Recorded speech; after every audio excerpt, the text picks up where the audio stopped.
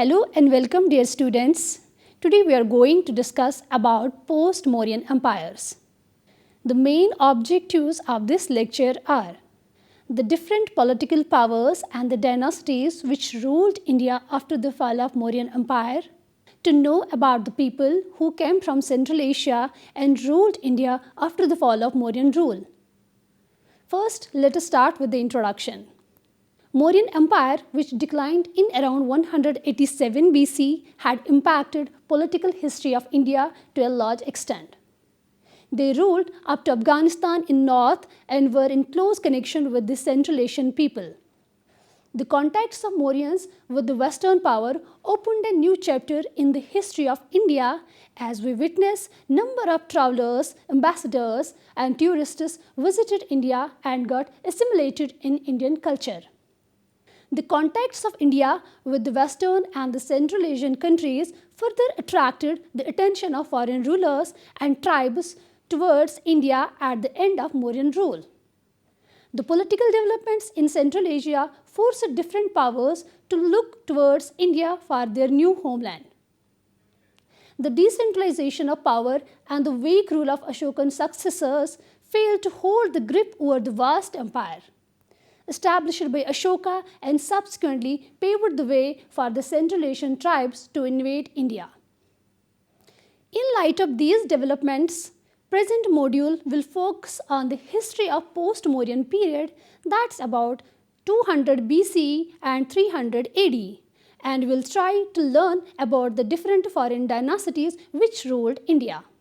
Now let's talk about the sources. There are varieties of the sources which throws much light on the history of India from 200 BC to 300 AD. For example, Puranas are the most important source for us as far as the political history of this period is concerned, as it gives us a long list of the rulers and dynasties who ruled India. Apart from Puranas, inscriptions of many types are also very important, and in some cases they add the information found in the Puranas. Detailed information about this period can also be extracted from the sources like Patanjali's Mahabhashya, Gargi Samhita, the Divyavadana, Kalidasa's Malika Agnimitra, and Bana's Harishcharita. Inscriptions from Ayodhya, Vidisha, and Bharhat provide evidence of the history of Sungas. In post-Mauryan period, political powers never remained in the hands of one family or a dynasty. There are two important major characteristic trends of this period. The first one is that this period witnessed continuous succession of dynasties in northwest in the form of Indo-Greeks, who were followed by Sakas or Parthians and finally by Kushanas. The second major trend that shaped the history of this period was the rise of minor local indigenous ruling families in major parts of North India. Some areas were ruled by Gana Samghas during this time period. Different rulers of different dynasties minted their own coins, and these coins provided us a detailed and useful information about the changing political structure of the time. The ruler's name on the coins thus became a major source of information about the chronology and the names of the kings. But for the political and the social history of this period, we need to consult other sources as well. The most significant development of this period is that India was now in a regular contact with the Central Asian powers and the people. This resulted in the increase of cultural contacts between the two regions. As a result, for the history of northwestern regions, we need to look other sources as well. In addition to coins, many inscriptions and documents found in many regions of Gandhara and the Central Asia through written in Kharosthi script and provides a useful information about the contacts of India with Central Asia.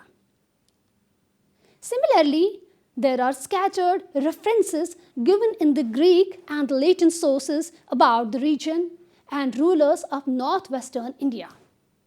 Buddhist texts also provided us a valuable information about this period. For example, Milindapana, which means the questions of Milinda. It's a Pali work mentions about the Yavana king Manindar and his association with the Buddhism. The Chinese chronicles also make mention of the developments in Central Asia, Bactria, and northwestern India. Thus, in a nutshell, we can say that there are a number of sources which proved very much helpful for the historians in reconstructing the history of the period. These sources provide us a detailed information about the following dynasties. Now, let's first discuss about the indigenous rulers who emerged after the fall of Mauryan Empire. Among them, the Sungas were the first. From the Buddhist sources, we came to know about the Brahmin family called the Sungas. These Sungas were serving as officials of Mauryan province, Ujjain. Pushyamitra Sunga killed the last Mauryan king Brihadratha in 180 BC and thus led the foundation of the Sunga dynasty. This is corroborated from Bana, the Sanskrit prose writer and court poet of Harshavardhana of Kannauj. Pushyamitra was a firm believer of Brahmanism and is known to have performed the Ashwamedha sacrifices, or we can say horse sacrifices. Ashwamedha sacrifice is a Vedic ritual which symbolizes royal glory. It's mentioned in the Dana Deva's Ayodhya inscription that Pushyamitra performed 2 horse sacrifices. These 2 horse sacrifices reflect Pushyamitra had controlled over a large territory as well as Brahmanical orthodoxy. Buddhist sources mentions him as a cruel and said that he has persecuted Buddhists in large numbers. He also destroyed Buddhist monasteries and places of worship which were constructed during the time of Ashoka. Puranas mentions that Pushyamitra was succeeded by his son Agnimitra after reigned for about 36 years. But the sources are silent about the rule of Agnimitra and provides a very little information about him. Mulhadeva appears to be a significant king under whom Sunga dynasty witnessed traces of its decline. Some historians believe he is the king whose coins were discovered in Ayodhya and he may be considered a forefather of Danadeva, who is described in the Ayodhya inscription as the Lord of Kosala. Mulhadeva was regarded as ruler of Kosala, an independent principality. The original Sungas were soon restricted to the Magadha and the central Indian territories. The last Sunga king was Devabhuti. He was the 4th ruler of the line, and Bano Bhatta, the author of Harshacharita, says that he fell victim to the conspiracy of his Brahmin minister known as Vasudeva. Thus, the Sunga line came to an end around 75 BC. Although Vasudeva led the foundation of Kanva dynasty, but it lasted only for 4 generations and no much is known about them. Now we will be talking about the Central Asian tribes, among which the Indo-Greeks were the first. As already mentioned that the developments in the Central Asia forced many rulers to march towards India, it was under these developments Greeks who ruled Bactria south of the river Oxus in what is now North Afghanistan crossed the Hindu Kush and marched towards India. The Greek kings of the Bactria who thus controlled northwest India came to be known as Indo-Greeks. After the death of Alexander and the fall of Achaemenid rule in Iran and the neighboring areas passed under the rule of Alexander's officials. Gradually, the Greek rulers of Bactria, who were originally subordinate to the Seleucids and the Arsaid rulers of Partha, started asserting their autonomy. The Scythians posed a serious threat to the Greek rulers. This was all because of the construction of Wall of China, which not only restricted the advancement of the Scythians towards China, but also forced Scythians to move back. Scythians were unable to advance towards China, and as a result, they start attacking the Greeks and Parthians. Scythian tribes pushed the Bactrian Greeks from the main areas of Central Asia and were forced to relocate to India. These invasions had started at the end of Mauryan rule, as the successors of Ashoka were not strong enough to resist them. Having no one to defend the Mauryan region of northwest, Indo-Greeks managed to control a large portion of northern India. They also paid visit to the Ganga basin and other parts of India. They travelled all the way to Panchala, Sakta and Patliputra. Among the famous Indo-Greek rulers who ruled over India, Maninder, also known as Milinda, left important mark on the history of India. During his reign, Indo-Greek power extended from the Swat Valley to Punjab as far as the Ravi River. He made Sakala, which is the modern-day Sialkot, as his capital. Maninder was converted into Buddhism by Nagasena, who was a Buddhist monk and a philosopher. It is said that Maninder bombarded Nagasena with the Buddhist-related questions, and these questions of Maninder and the answers of Nagasena were compiled into a book called Milinda Pana, or we can say the questions of Milinda. The coins of this period bear the names of almost 30 Bactrian Greek rulers. Maninder's coins have been discovered in the northern areas of Kabul and the regions of Mathura in south.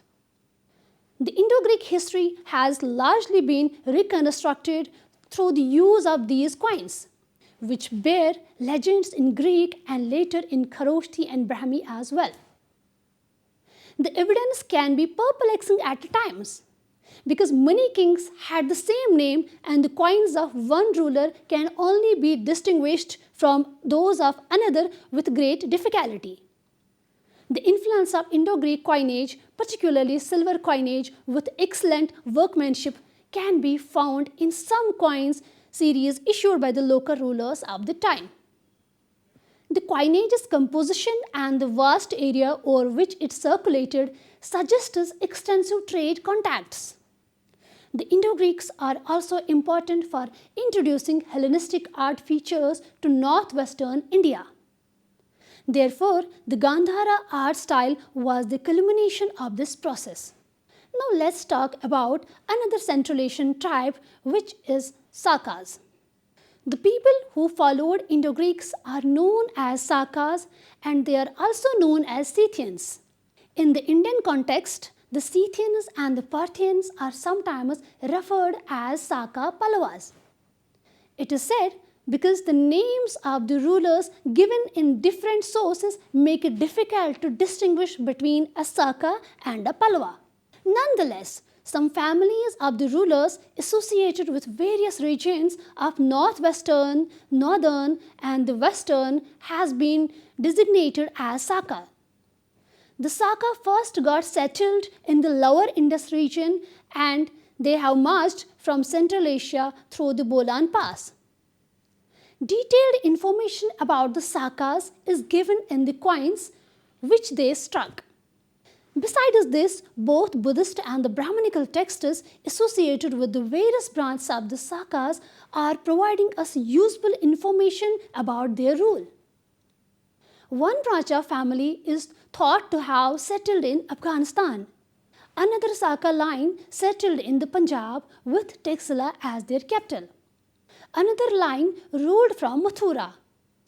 A fourth branch established itself in western and central India, from which they ruled until around the 4th century AD. The Sakas were very ferocious and successfully managed to destroy the Greek control of Bactria. They belonged to Central Asian nomadic hordes. Yuchi tribe forced Sakas to leave their habitat on the Bactrian border and follow the Greeks into the India. They gradually managed their dominance over northern and the northwestern India after defeating the local Indo-Greek rulers. A variety of sources were used by the historians to reconstruct the history of Sakas in India. These people are mentioned in Greek and Greco-Roman chronicles as well as in early Chinese annals. They are also mentioned in the Patanjali's Mahabhashya. The Sakas, along with the Kambojas and Yavanas in the far north, are also mentioned in Puranic and epic texts. Saka power in Gandhar was established by the Muis or the Moga, the first Saka king in India. The information about the Muis is depicted in his coins as well as his inscriptions, one of which contains a date also. The copper plate inscription found in Texla records the establishment of relics of Buddha in the stupa during the Muis period. Muis was succeeded by Azas. About him, no record is available.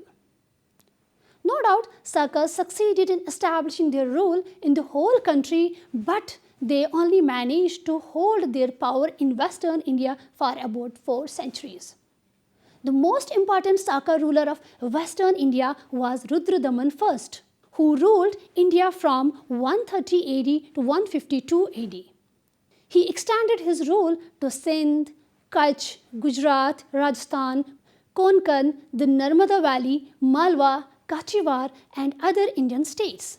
His conquests, control over territories, military achievements, numerous personal qualities are emphasized in the famous Junagadh inscription, which was written in 150 AD. Besides it, the repair of Mauryan Dam of Sudarshan Lake found mention in it. People use this lake since the time immemorial. Despite Rudradaman's death, the Sakas of this region continued to rule until the end of 4th century AD. The Sakas and later Parthians established the satrap system of government, which was similar to the Iranian Achaemenid and the Seleucid systems.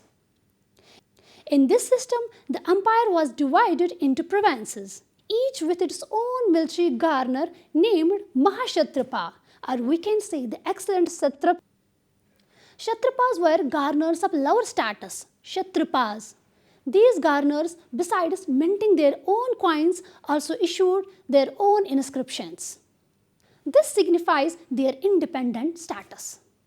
The Saka king used the titles like King of Kings, or we can say Maharaja Adhiraja, in addition to the great king. They took over the title of king, which means Maharaja from the Greeks. Now let's discuss about another Central Asian tribe known as Parthians.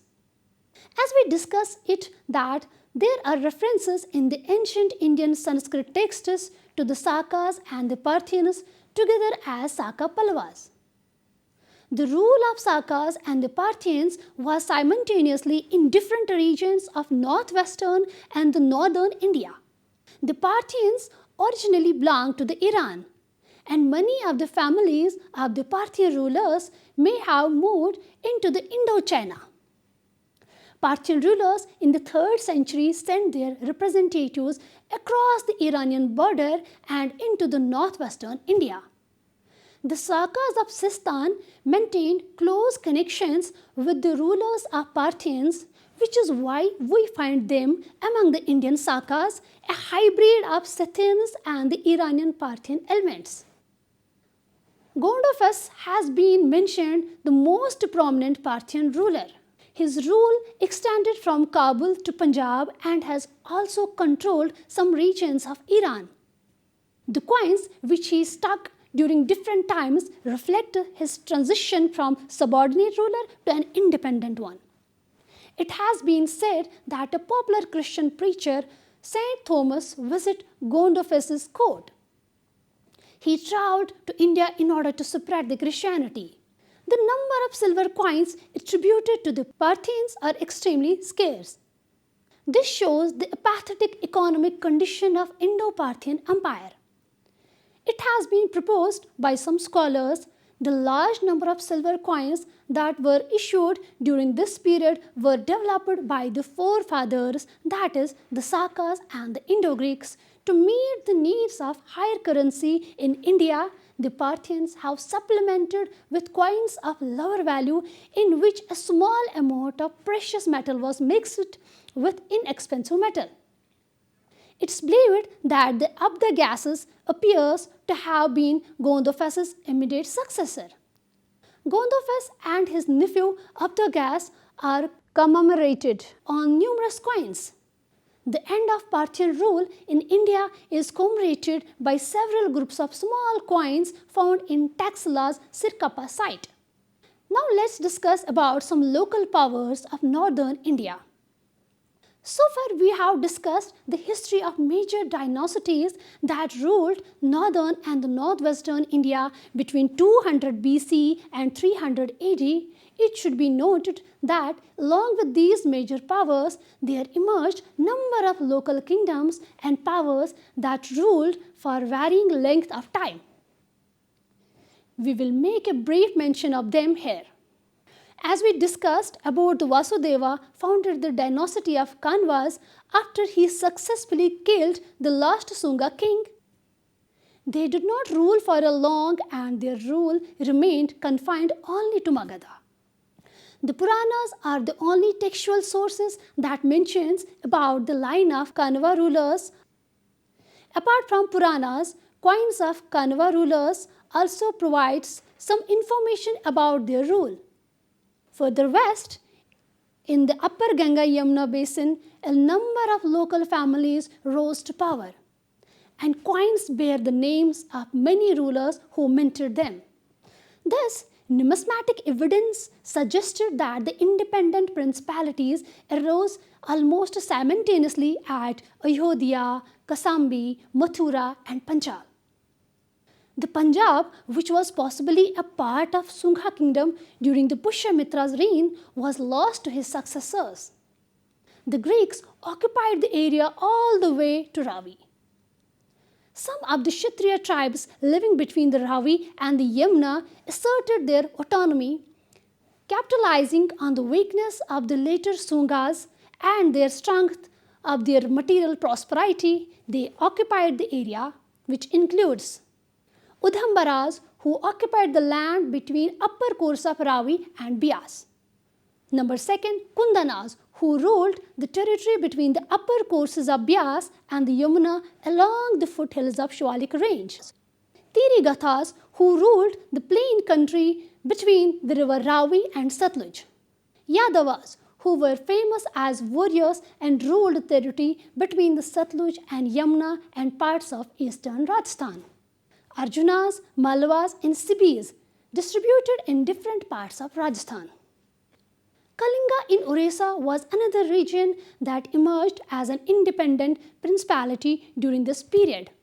Ashoka was the first king who reclaimed Kalinga from the local ruler, though we don't know who was the Ashoka's contemporary local ruler there.